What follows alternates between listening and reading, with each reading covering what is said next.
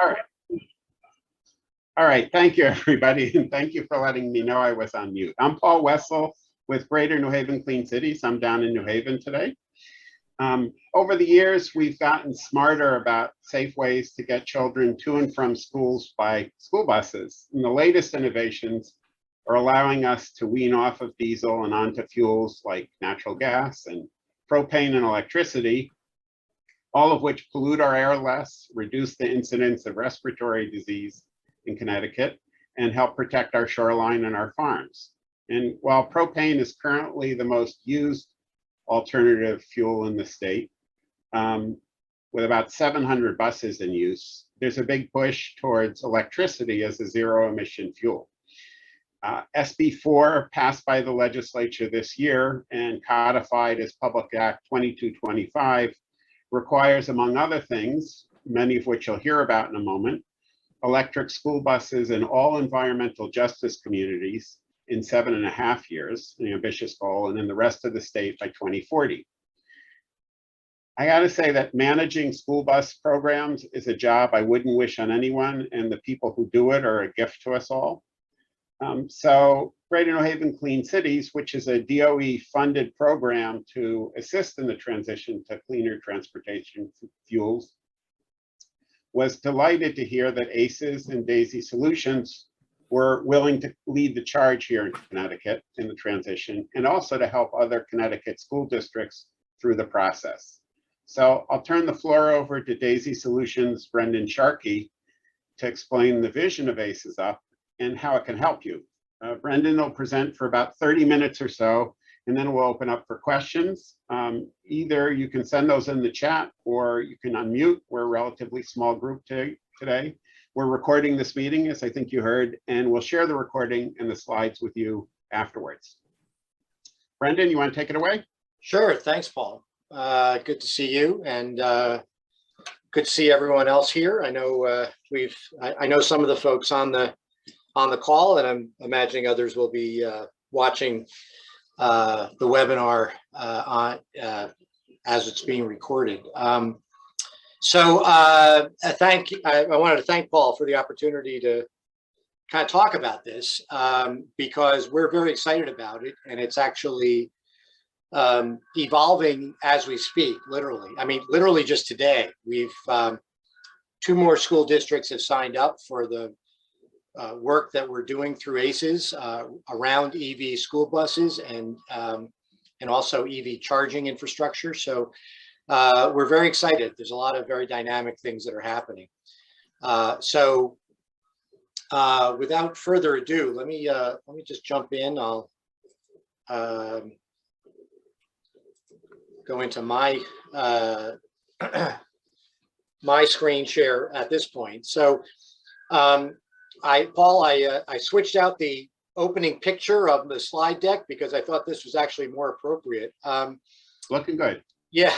So the quick story as to how I got involved with this and how and who DAISY Solutions is as well.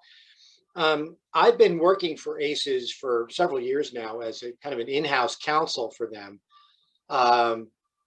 And at the same time, I've continued to do the work that I had been doing in my private life, even when I was in the legislature, involving renewable and alternative fuels. And, you know, I've actually been working with Clean Cities going back to, 10 or 15 years, actually, with Lee Granis on different types of applications here in Connecticut.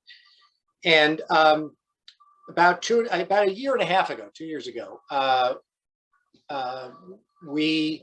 I formed a partnership with a couple of other colleagues called DAISY Solutions that was to provide different types of alternative energy solutions to different kinds of commercial and public customers, public sector customers. And the thought occurred to me to approach ACES, since they were also my legal client, about the potential for taking advantage of a deep grant which we'll talk about, the DERA grant, to replace one of their diesel buses with an electric alternative and install the associated charging infrastructure along with that, which they jumped at the chance on. And to make a long story short, we were awarded the grant. We bought the bus, we installed the charging infrastructure, and by the time we were done, this was the first full-size electric school bus in the state of Connecticut that was owned by ACES, and they scrapped their old diesel bus in the process. That bus wound up being featured last month in a rollout by the EPA of a clean school bus program that we'll also discuss. But it was being announced beginning of last month by Vice President Kamala Harris, who is pictured here in front of our bus, which we brought down to the DC area just for this event. And things have been really accelerating ever since. What we've offered to do through ACES is, and we'll talk about this at the end, but provide technical assistance to school districts who are interested in buying electric school buses in terms of navigating the grant process, but also doing the design and installation and turnkey services that are necessary to install the charging infrastructure that has to accompany these buses. So I'll go through my presentation, as Paul said, in about a half an hour or so, but then we'll open it up to questions that folks may have. So with that, and with that introductory picture of the Vice President in front of our bus, I will click. And believe it or not, my animation actually worked. Not great with PowerPoint, but it actually worked. The theme of this was to get the green school bus coming in to replace the old diesel bus. That was the that was the intent of that animation. But it's clear that school buses, particularly electric school buses, are coming. There are a lot of reasons for this nationally. Obviously, there are clean air issues, particularly in environmental justice communities and those areas where, with high ozone levels, where diesel school buses are contributing to the problems of air quality in our cities. But even in cities and elsewhere, there's a real growing concern over the exposure of children to diesel fumes that comes from diesel buses, whether you're in the city or anywhere. And a lot of parents now are starting to realize that if there are alternatives to diesel, why aren't we adopting them? There's a larger picture of diesel generally contributing to greenhouse gas emissions. And so there's a kind of a global interest in reducing those kinds of impacts. But a fourth element, which doesn't get as much attention, but I think school buses really are contributing to, is grid resiliency. And what I mean by that is, if the bus and the charging infrastructure is designed correctly, the buses can really contribute to the resiliency of the grid by being able to use the battery on that bus as a source of power that can be hooked up back to its host location, particularly on hot days in the middle of July. Today's not particularly hot, but we've had them last week where we can actually reduce power demand locally using the batteries on the bus by running that power back to the school building, to the host building where the chargers are located, and thereby reduce demand, but also reduce electric bills. So you see the pictures of the electric pickup trucks powering your house. Well, it's the same concept with this. So that's another advantage of EV school buses that I think folks are starting to focus on. But clearly, overall, the notion of EV school buses is hitting its stride. As I mentioned, and we'll talk about a little bit more, the federal government, through the bipartisan infrastructure bill, has rolled out $5 billion over each of the next 5 years to diesel replacement. But half of that is specifically dedicated just to school buses. So that's a big statement at the federal level. And then at the state level, while we've had a number of programs out there already that encourage the adoption of EV school buses generally, there was a very serious commitment to school buses in particular that was contained in Public Act 2225, which set goals, aspirational at this point, but goals to completely eliminate diesel buses from environmental justice communities by 2030, and then the rest of the state by 2040. So there are other things that came out of Public Act 2225, many of which the governor talked about just a couple of days ago. But that is a sign that there's a seriousness at the state and local level in looking at how we can replace diesel with electric in the school bus area. And I want to emphasize that it's not about just buying new EV buses in all these cases. It's about when you buy the bus, the EV bus, you are actually eliminating and destroying an existing diesel bus. It's a one-for-one relationship with all of these grants and programs that we'll talk about today. So quickly, because they're coming, I just wanted to give a quick summary of the different types of buses that are out there.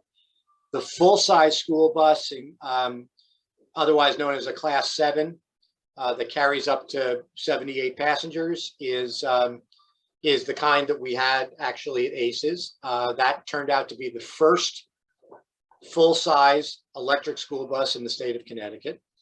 But then there's other variations, which are those smaller yellow school buses, which will carry up to 25 passengers. Those are typically referred to as Class 3, 4, 5, and 6, or Type B buses. And the manufacturers of those buses, there are 3 of them. One is Thomas Built, and there's their well-advertised Julie safety liner bus with flashes all around it. The second is Bluebird. That is the one that we have at ACES. It's the Vision. And then there's International, or IC, which has the CE bus. And if these all look the same, pretty much, that's because they are pretty much all the same as far as their appearance. That's mostly because of the standards that they have to adopt specifically for school buses. They all generally wind up looking like each other, except for maybe the grille and the windshield. But other than that, everything else is pretty much standard. So those are the 3 manufacturers that currently produce electric school buses. And we'll come back to that in a second, because particularly in Connecticut, who is making the buses is relevant to what can happen at the school districts themselves. But we'll come back to that. So I wanted to do a quick summary of there are actually several EV school bus incentives out there at the federal level and at the state level. But let me just kind of go over them very, very quickly. The one that I just discussed earlier, that the Vice President announced just last month, is called the EPA's Clean School Bus Program. The reason why this is drawing a lot of attention right now is because there's a deadline of August 19th to apply for this grant. This will be an annual grant. And it's a little different than all the other grants that we're going to talk about, because this is actually a grant. The grant is designed to cover pretty much, not entirely, but pretty much the full cost of an EV bus. Meaning there'll be a grant in the range of $250 to $350, if I have my numbers right, $1,000 for the bus, plus the infrastructure that comes with it, the charging infrastructure.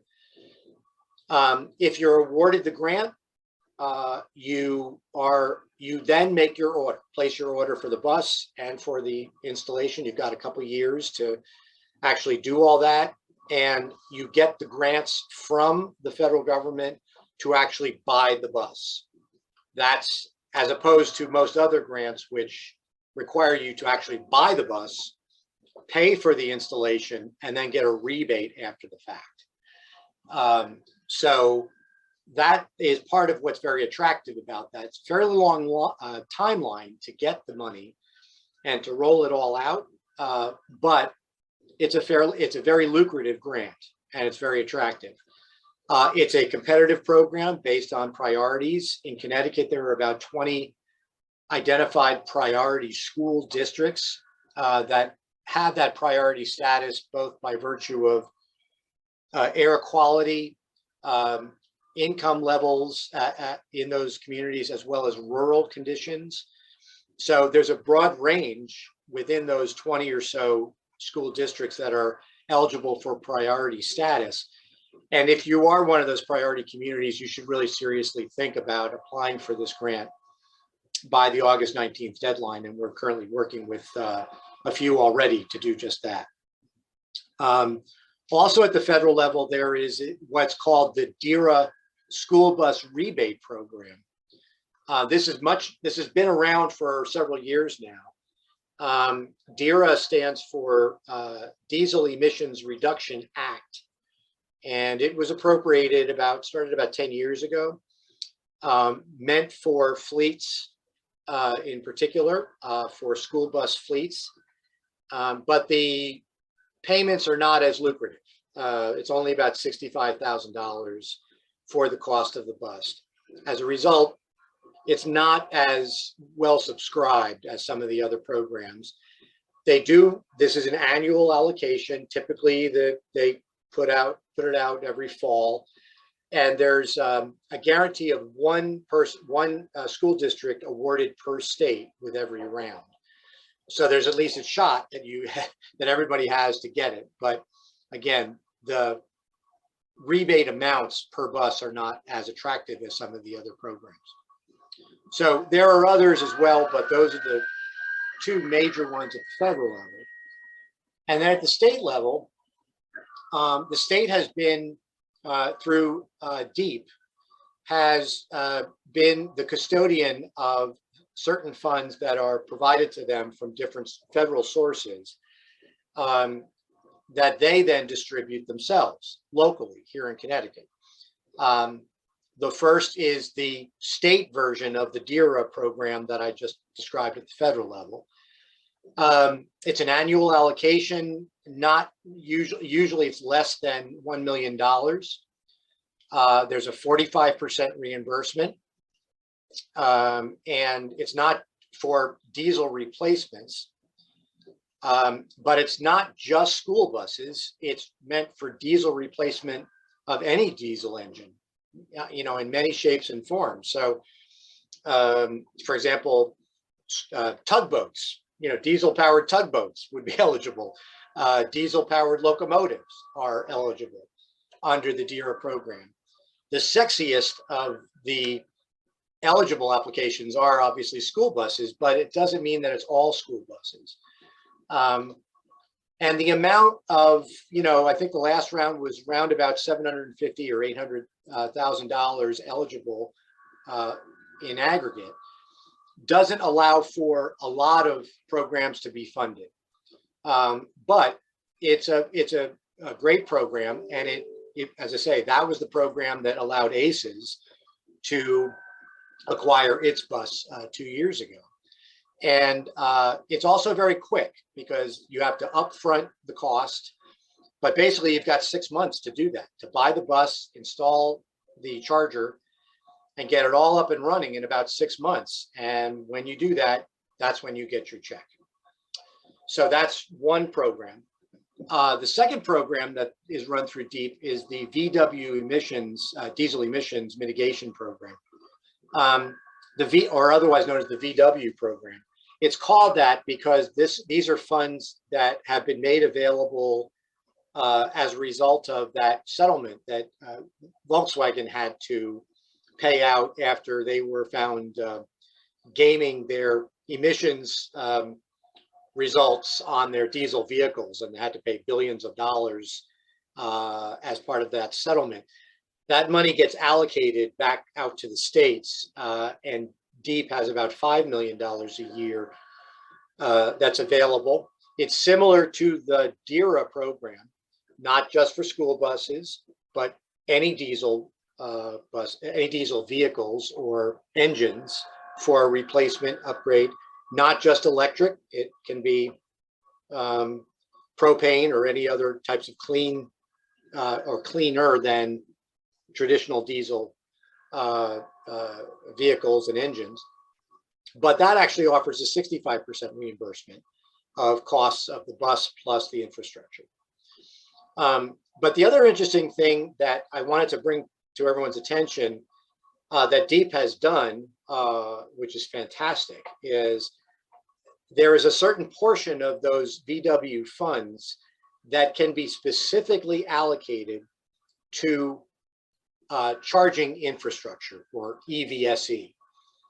And what DEEP just announced about 2 weeks ago is an availability of approximately, let's see, I guess it's a total of, I think, $3 million, but about 1.8 of which is available to schools and municipalities for EV infrastructure, charging infrastructure, which is designed, and it's encouraged that you go through the other grant programs for the EV bus and other incentives that are available for the infrastructure, and use this grant as a supplement.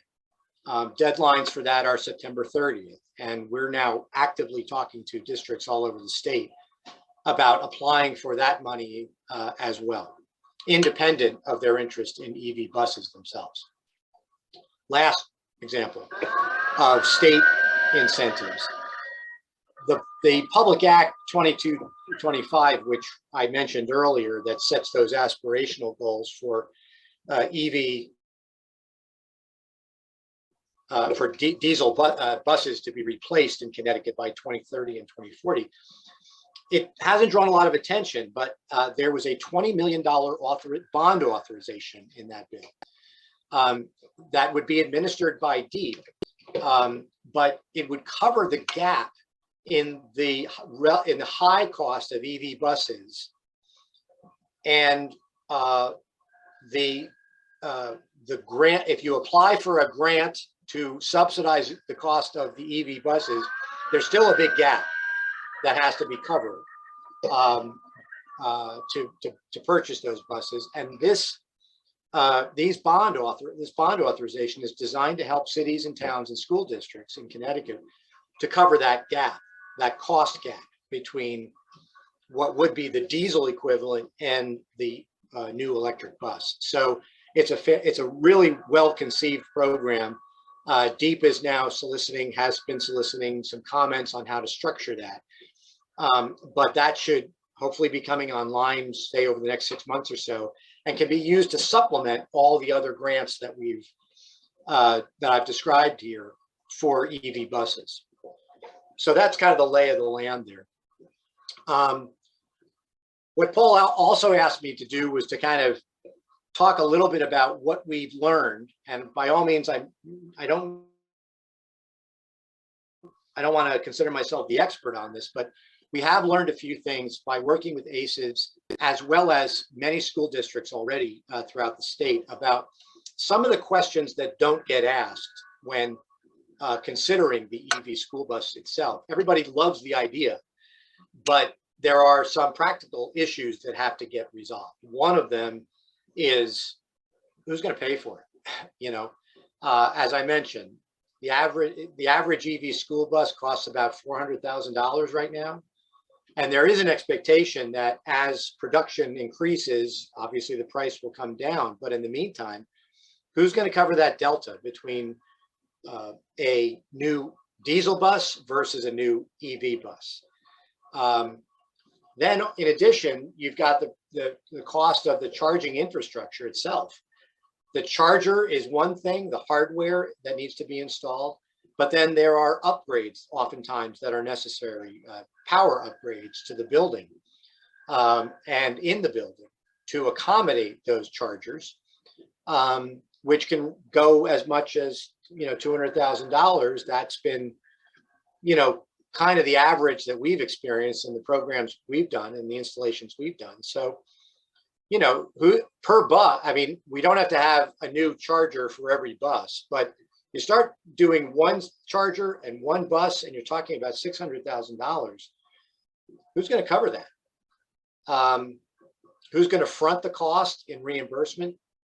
In the case of reimbursements, who's going to apply for the grant? Well, that's part of what ACES UP is designed to do, is to help facilitate the grant application process. But also keep in mind, with every new EV bus, as I said before, you've got to scrap an old diesel bus. And those diesel buses are not late model diesel buses. Those are older model diesels of, say, a vintage of maybe 2012 and earlier, that have to be specifically scrapped with evidence that you've actually destroyed that vehicle in order to make room for the new EV bus. Where is that going to come from? And oftentimes it's a discussion that has to happen between the school district and in Connecticut, in most cases, those school districts have contracts with school bus providers. And that's the conversation that has to happen between the district and the bus contractor, as to who's going to cover this. I always tell this one anecdote that I just learned of about a couple of months ago when I was doing a similar presentation to the statewide school superintendents group, CAPS. One of the superintendents explained that their school bus provider happily applied under that VW program that I described earlier with the state. And they were awarded, and they were going to replace, I think, 6 or 8 buses and have new EV buses. There were press conferences and press releases and a lot of fanfare about it. It was fantastic. And everybody was happy. The school district was happy. The parents were happy. But after the award happened, the bus company came to the superintendent with a bill and said, okay, well, this is how much extra it's going to cost for these EV buses. Here's a bill for $2 million.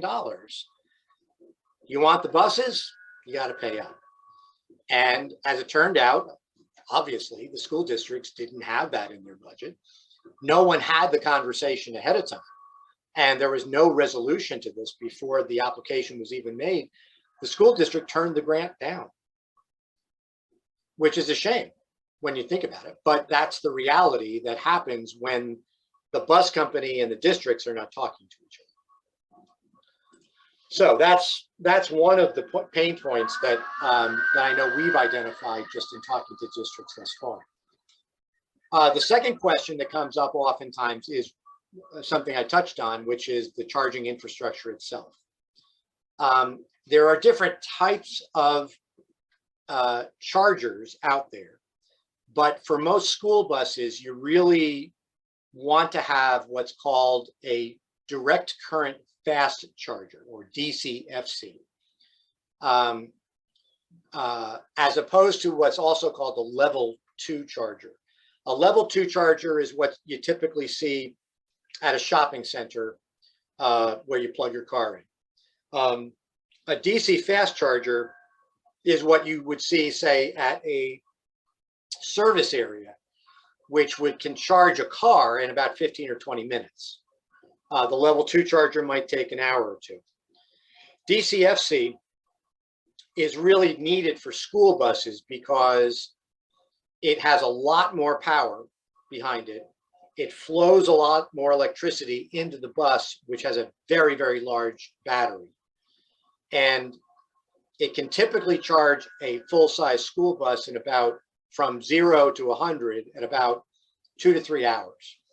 It depends, it varies a little bit by the type of charger or the brand, but it's in that 2 to 3 hour range for, going from 0 to 100. And you need that for school buses, particularly if you're using them daily and rotating them and putting them out on the road and then bringing them back. You need something that's going to recharge quickly. So you can charge a school bus with a level 2 charger, but it will take 8 to 10 hours to do.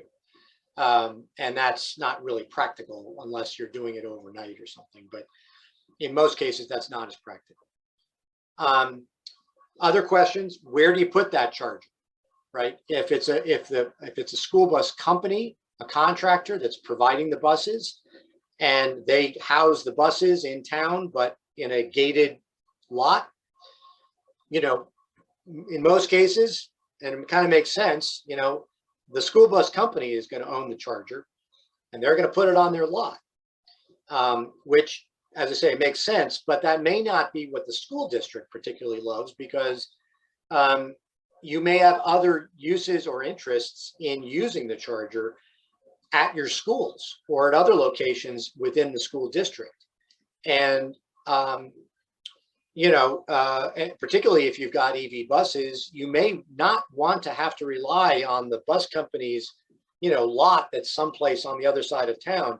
You may want to get charging done right at the school while the bus is idling. Another question is, how much power are you going to need? Does the building where the charger will go, does that currently have enough power and enough of its own infrastructure to be able to fully charge the charger? Or do you need upgrades from the utilities for the transformers that lead to the building? That kind of has to be evaluated and gamed out as part of your grant application. And then, of course, who's going to pay the electric bill once you get all that power, right? If it's going to be housed at a school or even at the lot where the buses are stored, who's going to pay? The electric bill is going to go up when you're using that charger. Who's going to pay for that? And how will that get paid? There are some alternatives and options available, which we can get to, but those are the kinds of questions that become kind of secondary as you're in the enthusiasm to get the EV bus. These are another example of the kinds of issues that pop up with regard to charging infrastructure. And then the last question I would just point out is, how will the buses be used? I've got a picture here of the ACES bus next to the DC fast charger that we installed at their transportation center in North Haven. But when you consider that a fully charged bus has a range of about 150, 160 miles, you have to reduce that if you're going to be running the heaters on full blast on a cold day, or if you're using the air conditioning, same thing. That range diminishes. And, are you going to use the bus for in-district routes, like a morning route and an afternoon route? How many miles is that? How big is the geography it's covering? Do you need to recharge between the morning and the afternoon route? And where will you do that? Those kinds of questions may not be a problem in some towns, may be a big problem if you've got towns where the buses are going, with big geographies where you're going, 10 miles or 15 miles to the far end of town and having to, circulate in that area, then back and then back up again. And then, of course, is the question of going out of district with the bus, the whole problem of range anxiety.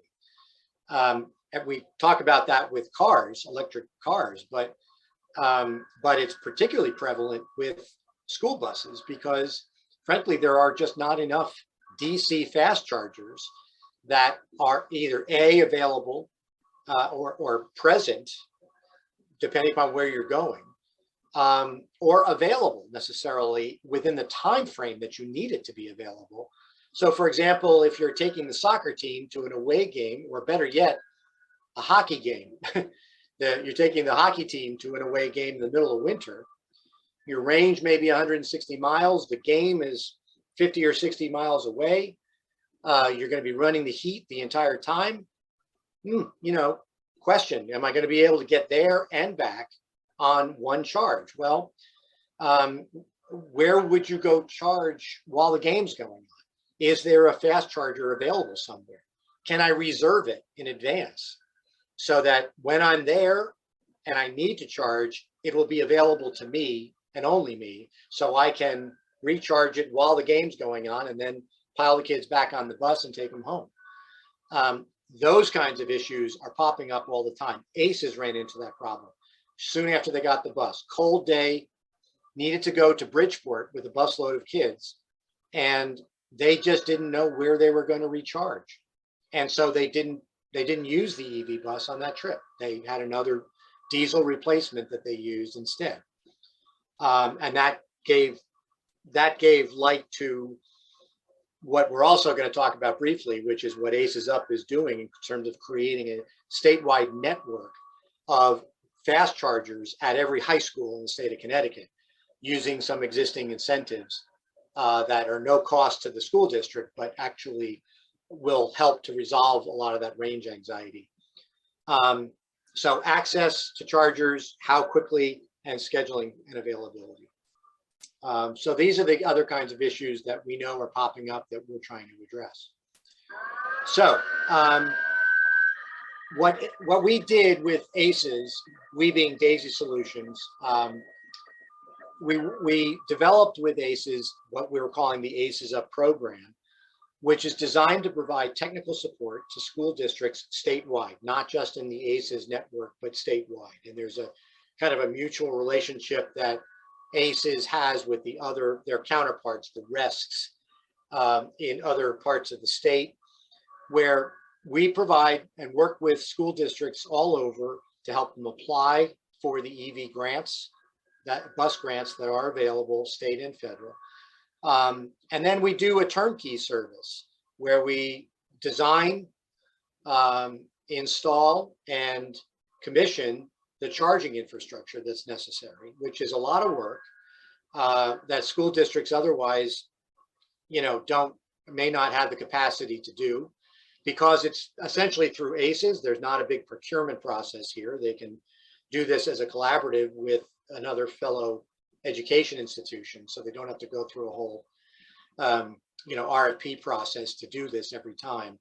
And then, of course, there are options to do solar battery storage at those locations if the school district and the location, it makes sense there, as well as the demand charge management that I described earlier, with the school buses being able to supply power back through their batteries back to the building to lower high demand at those facilities.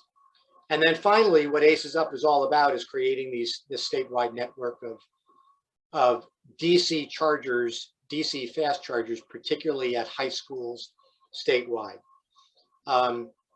That is actually going to be available and is available right now through other grants and other incentives from the utilities programs that PURA authorized them and required them to develop, and that came online in January of this year, which provides a significant amount of the cost of these chargers, as well as some of the more innovative stuff that DEEP is actually going to be rolling out that I described earlier as well, to help pay for that charger infrastructure. And then the rest is going to be privately financed, so that there's no out-of-pocket expense to the school district for the actual chargers to kind of get them in. And the fees for charging will cover the payback of any out-of-pocket investment that we would incur to install those chargers at those locations. So creating that statewide network, ACES would really like to go beyond Connecticut eventually. We're hoping to do this over the course of the next year, and then move beyond and see where that goes. But it's a very dynamic thing, but it's dedicated specifically to school transportation with a priority for school transportation needs. It's available to the public with a credit card, but first and foremost, if you're a member of this network, your needs would come first and your scheduling would precede anybody else. And with a code, you can basically, you can show up at the charger and know that it's there for you. Anybody else who's on the charger would be shut down. With a code, you can actually punch in and you would actually be able to charge your vehicle if you've reserved the time. So it's a really interesting and emerging area for a lot of folks, and it's really drawn a lot of interest. So that's the quick summary of what we're doing with ACES. And if you have any questions about it, you can give me a call or send an email to the email address there. But with that, I'll stop sharing my screen and avail myself of any questions you may have. Great. Thanks, Brendan. As I said at the outset, we're really excited that you and ACES are taking this on. It's complicated. It's something, it's a goal we want to all aspire to. We're being pushed to do that. But as you pointed out, there are a lot of ins and outs. Does anybody have any questions or comments? You can either type them in the chat or unmute yourself and ask us your question or make your comment. Looks like we have a lot in the chat. Yeah, mostly it was me giving the information. Oh, got it. Do you want to add something?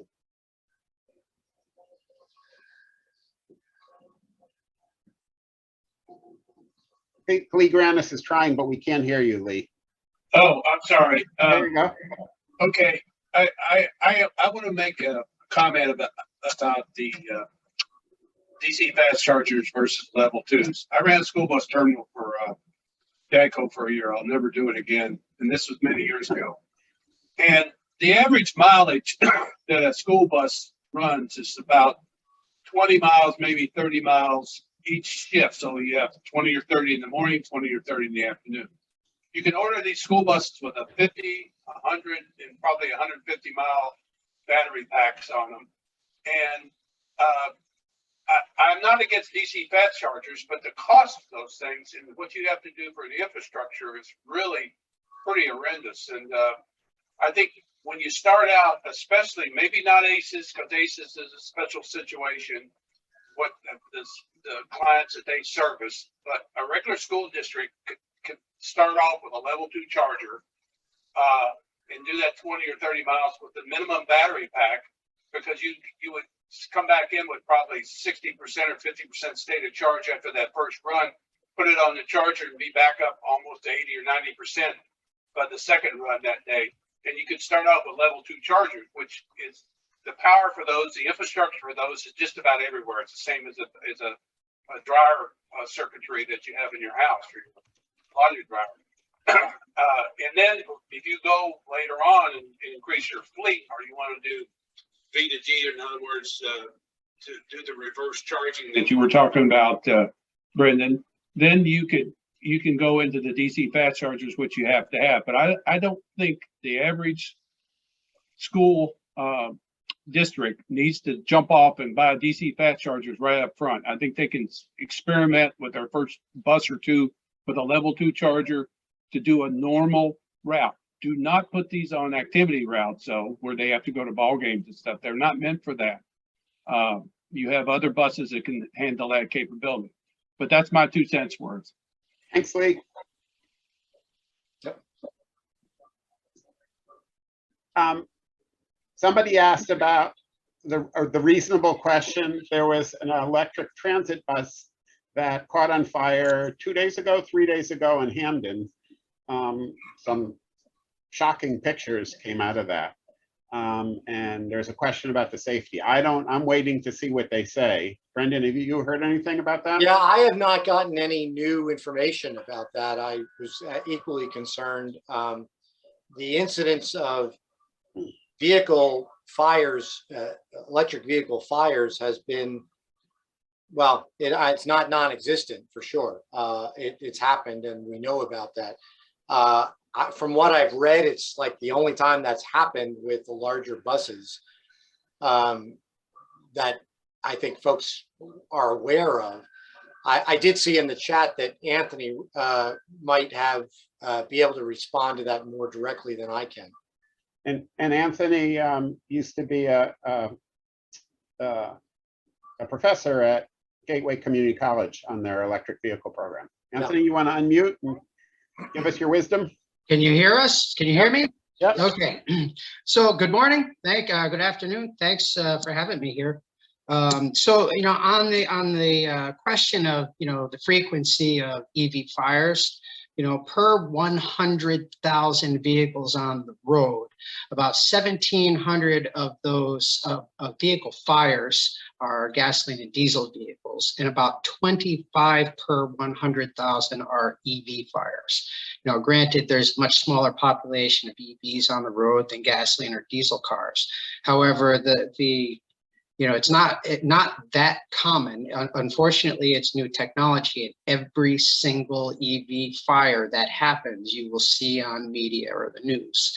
So, there's an amplification of an issue, and there is propaganda and narrative against those who definitely don't want to see these vehicles on the road.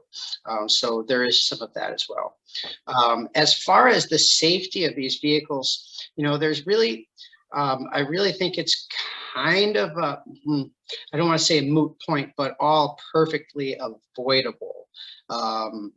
Battery management systems, a good battery management system in an electric vehicle is very capable of noting faults before they cause a problem, long before they cause a problem.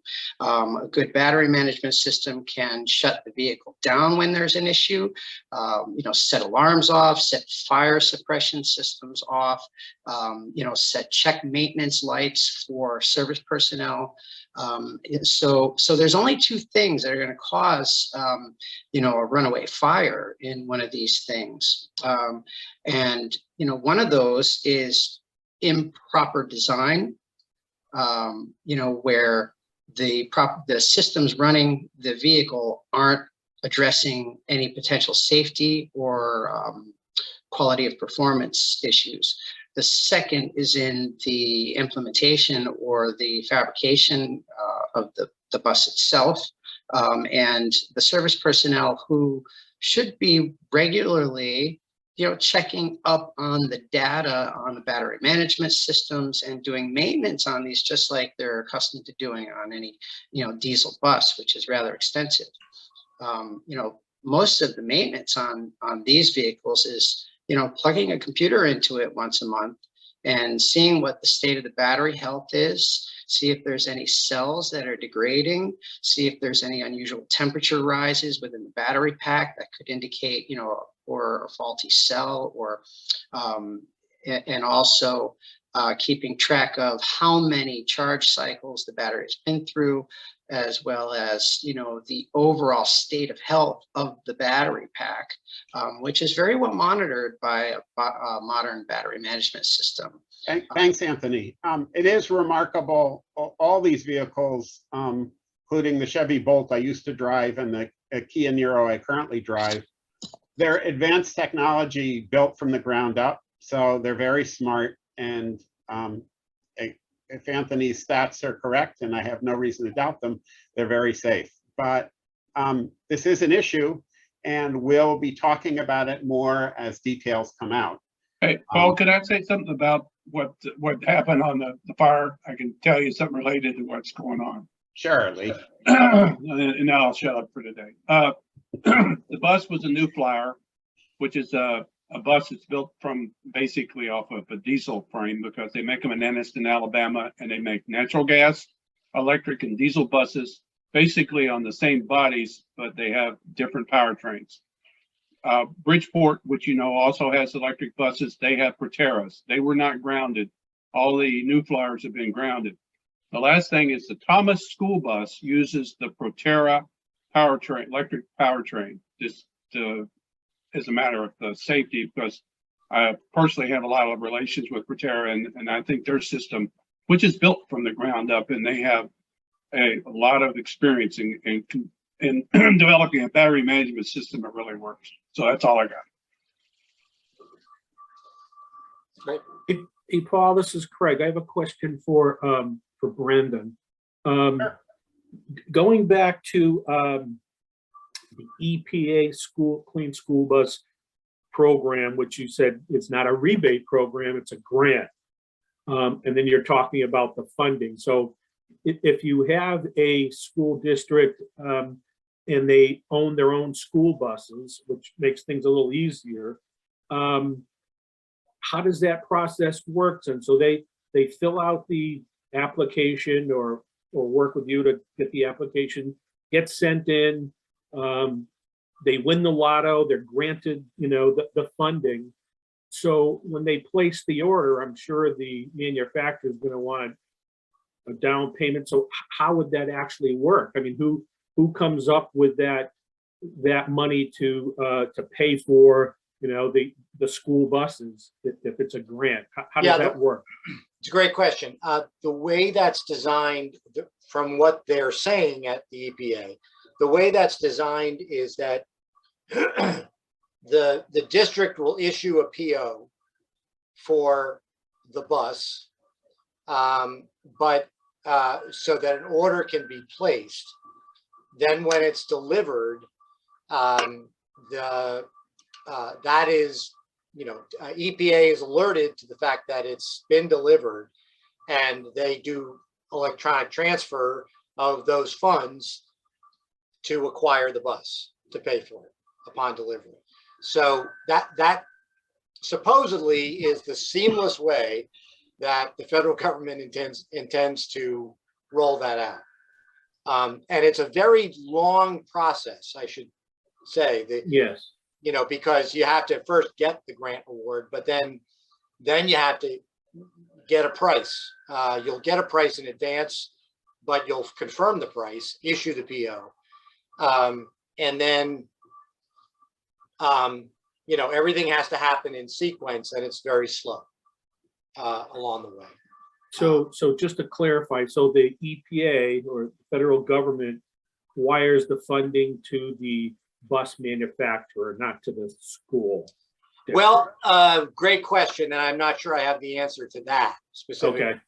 But the idea is that the school, under that program, you can't apply unless you are in fact a school district.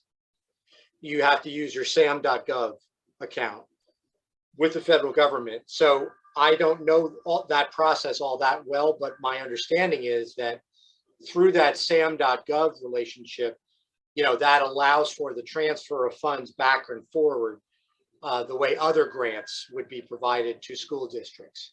That's the way. So it would come to the school district, but the school district can pay the bill when it comes due.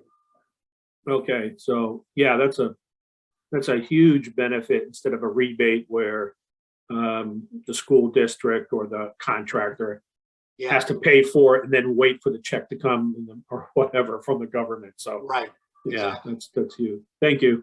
Sure. And I believe that there are ways that the contractors can apply for the funds and receive them, provided a school district is the ultimate recipient of the bus. So I think EPA is trying to make this flexible and workable and understands the financial burden and the upfront costs. Are there any other questions or comments? We're almost out of time. Just about anybody can get a SAMS.gov. You have to apply for it, but yeah, I had a SAMS.gov at one time. So yes, I'm pretty sure they can. Yep. We have a couple people from CABE, Connecticut Association of Boards of Education, on the call. I'm just wondering what you're hearing from school districts, if you feel free to share. Patrice? I'll see if Sheila has heard anything because she's dealt with this a little more directly than I have. We have not, I think probably because of the very short time frame for the August deadline, we really have not heard very much from districts. I would agree with that, Patrice.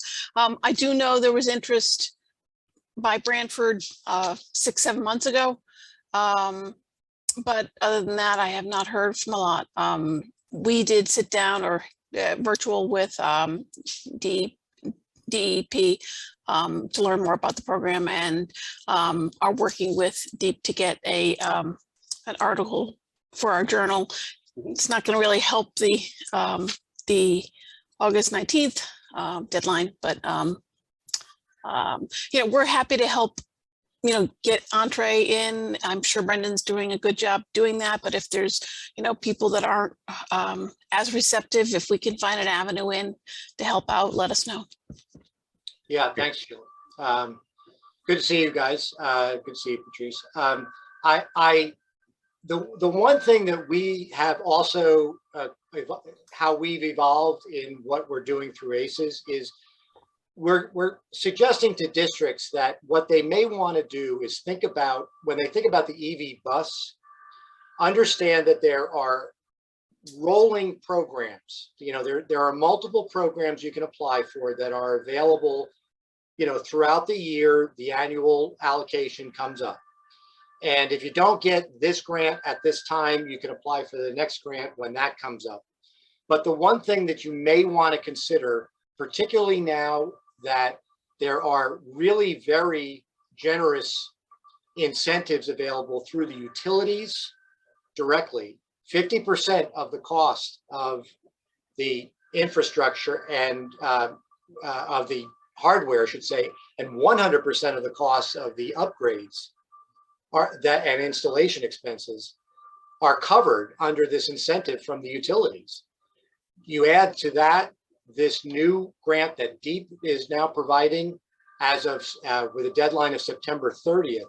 We're telling school districts, start thinking about the infrastructure now. You can be applying for the EV buses as those grants opportunities become available, but right now you can start installing your infrastructure at no out-of-pocket using these incentives that are now. In fact, I'm doing a presentation to Learn districts tomorrow morning for about 2 hours, kind of explaining why this is something that they may want to consider, even if they don't get an EV bus right now, but it's coming. Yeah, and the EPA funding itself will be rolling as well. So districts that don't apply for this round can apply for future rounds. Correct. So I interrupted somebody? Yeah, it's Jennifer Arienzi from DEEP. I just want to clarify that our recent grant solicitation for EVSE, that is only for light duty vehicles. It's not for medium or heavy duty. So a school bus would not be applicable. Now, when you apply for a regular VW grant and you apply for the vehicle to replace, and if it's electric, the EVSE is included. But for this specific round, it is only light duty. Yeah, thanks for clarifying that, Jennifer. What I should have said, and you correctly pointed that out, is that the plan on our case, when we're talking to school districts, is the chargers that they would place at their high schools, whether DCFC or level 2, that would be eligible. It's not dedicated to school buses per se. It would be an open and available program or charger, open to the public and available at a public space. So that's what I should have clarified when I discussed that. And there may be additional funds available through the NEVI program, which the DOT is putting together. Those chargers need to be within a mile, I believe, of a major highway. But the good news is that there's a lot of money out there to do this, that there are smart people in the industry, at school bus contractors, at ACES UP, and at Daisy Solutions who are willing to help you do this. And we look forward to supporting districts who are interested in making the connections with people on the technology side. We've been talking with the local school bus distributors, and this is going to be great when it happens, and it's going to be a process, and trusted people are important to that process. You know, it's cleaner air, it's protecting our shoreline, it's reducing respiratory disease. It's the way we need to be going. So thank you everybody for attending. We'll post this on our website, the recording, the slides, some additional information, and we look forward to talking with you further about this and working with you. So thanks a lot. Thank you, Paul. Bye-bye. Thank you, Brendan.